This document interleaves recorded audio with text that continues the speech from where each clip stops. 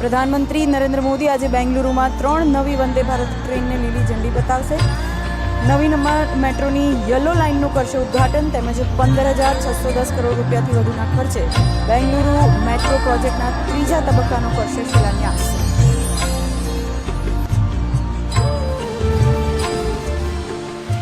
કિશ્તવાડના દુલ વિસ્તારમાં આતંકવાદીઓ અને સુરક્ષા દળો વચ્ચે પ્રભુની મહેર ચાલુ જાસૂસી સૃષ્ટિના પ્રત્યેક જીવ પર વરસે તેવી આતંકવાદીઓના પ્રભુને પ્રાર્થના અભ્યર્થના. જવાબ આપી રહ્યા છે સુરક્ષા દળના જવાનો.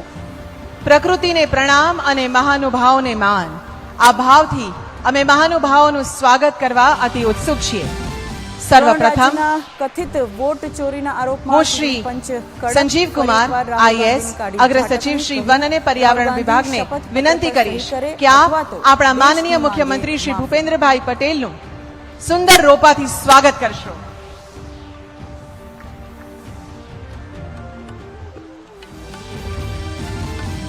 ઉત્તરકાશીના ધરાલી અને હર્ષિલમાંથી અત્યાર સુધીમાં 1,100 આ ક્ષણને આપણે તાળીઓથી વધાવીએ જ્યારે માનનીય મુખ્યમંત્રી શ્રી આપણા હરિયાળા વિસ્તારમાં પધાર્યા છે ત્યારે હવે માનનીય મુખ્યમંત્રી શ્રીનું સાવજની સુંદર ફ્રેમથી સ્વાગત કરશે Shri RM Tanna IAS collector Shri Devbhoomi Dwarka.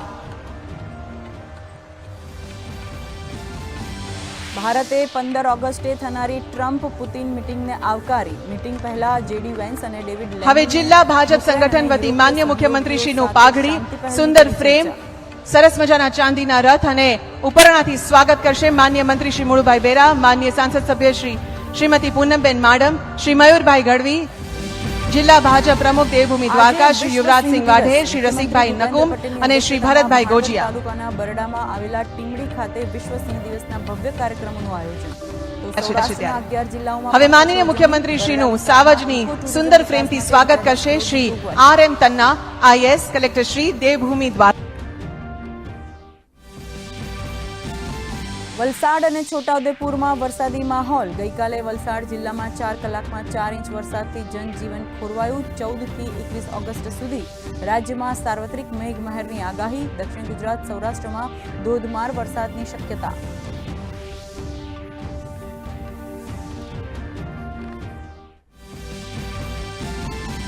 અને એશિયા રગ્બી અંડર-20 સ્પર્ધામાં ભારતીય મહિલા ટીમે UAEને 31-7થી હરાવી સેમીફાઇનલમાં મેળવ્યું સ્થાન.